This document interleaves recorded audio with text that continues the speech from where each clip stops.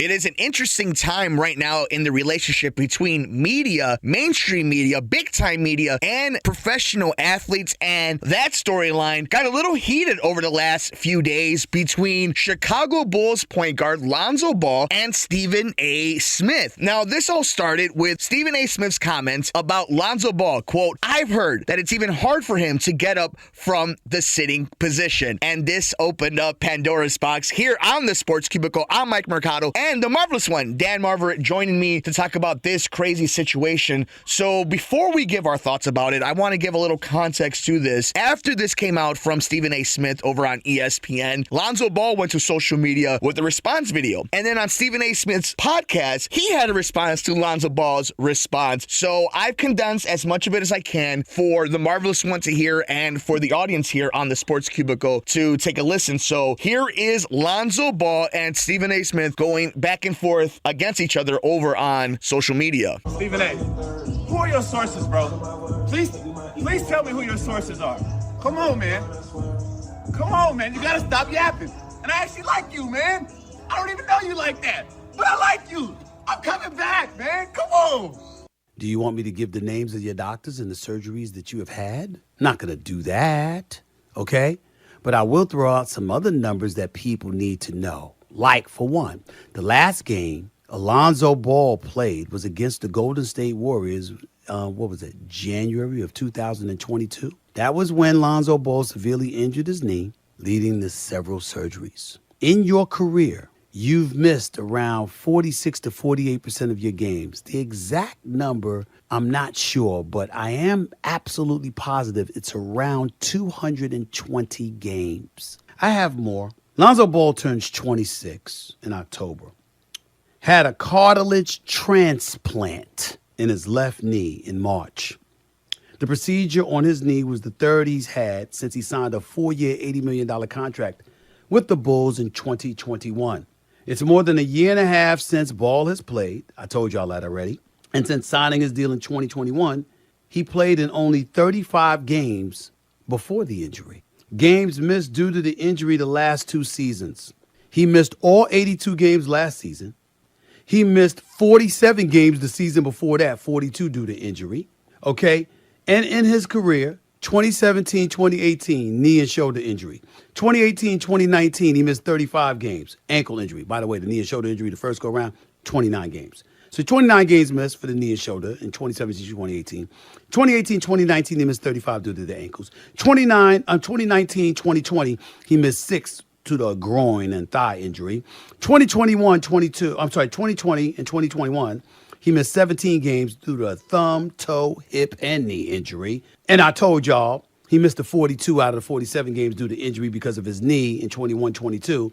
And last season, he missed 82 games. In 6 NBA seasons, Lonzo Ball has missed 211 of a possible 472 games, which is 45% due to injury, not including load management. Okay?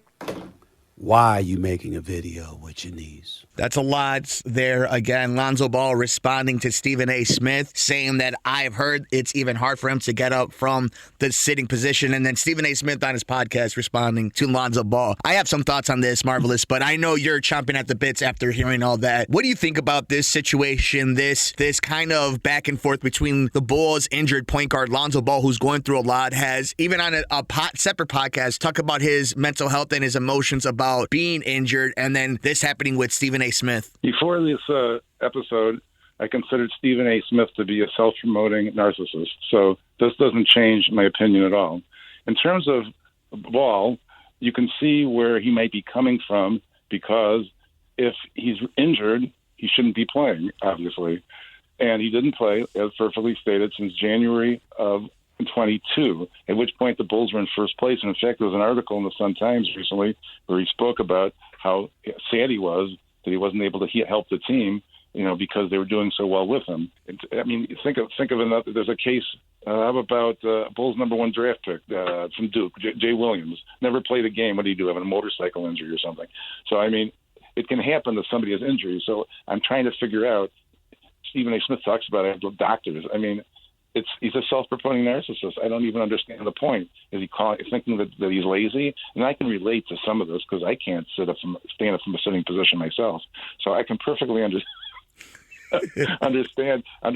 the pain. I couldn't play NBA basketball now anyway. But my point being is that maybe he can't get up from a sitting position, so that's why he can't play. And it did seem odd to me, and I stated that it's a mysterious injury. But if we look at the details, it does seem kind of extreme.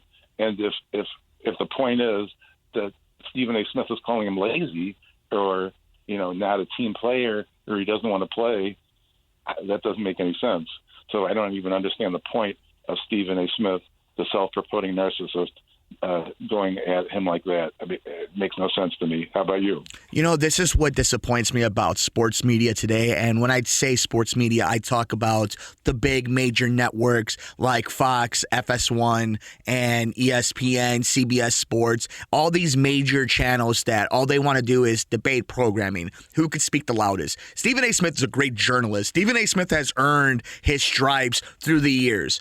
Except now we live in the age of the caricatures of Stephen A. Smith and Skip Bayless. And the days are long gone when we would see the printed news and the integrity that was the breaking news and the stories that a lot of these journalists paved the foundation with so that we can have these PTIs and Around the Horns and all these other programmings that you see now. And this is kind of the gross monster that comes from it, where you have a player who's been going through a lot, mental issues, has opened up about it, has all the pressure in the world, and all he's trying to do is prove to this talking head that just said something, wasn't reporting anything, any kind of breaking news, was being as vague as possible, and trying to prove it to social media, going back and forth. And then the weirdness of a journalist to say, do you want me to name your doctors? I'm not going to. Then why even bring it up? Why are you crossing that line? There's a difference between entertainment and then distasteful. And it's always that close line, whether it's politics or sports, when you're having debated conversation of when you're going to cross that line. And I think Stephen A. Smith did that. And here's the thing, for context, he did say in the beginning of his podcast how much he loves LeVar, how much he likes Lonzo. He's rooting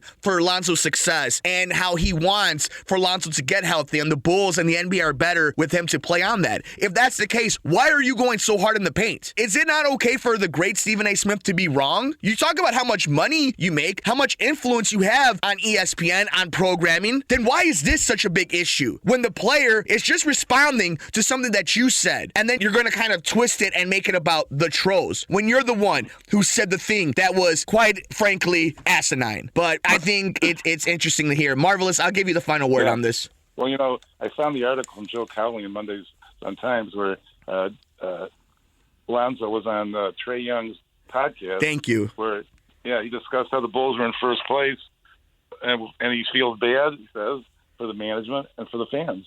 So I don't know if all of this came after that, but I assume it did because that was, Monday, 21st. So, 21st was actually, that Friday. Mm-hmm. So all this came after that, obviously. So I don't know, if the timing is such that that's what's happened. But I'll tell you, it's just weird. The whole thing's weird that there's even a discussion about this. I mean, I was even on the show have talked about how puzzled I am at how much time he's missed for what looked like a cartilage injury. But obviously, there's more to it. I mean, I'd like to see what Smith has on the doctors. Maybe that would shed some light on all this as to what exactly. Then I'd understand it better too. Is that maybe he had all the cartilage removed and the femur and the lemur. I don't know the body parts, but then I'd understand why he couldn't play basketball. It's a puzzle to me, honestly, that it takes this much time to heal. But I'm willing to give him the benefit of the doubt because, again, why would he want to? He's making good money. Why would he want to be lazy? It makes no sense to me.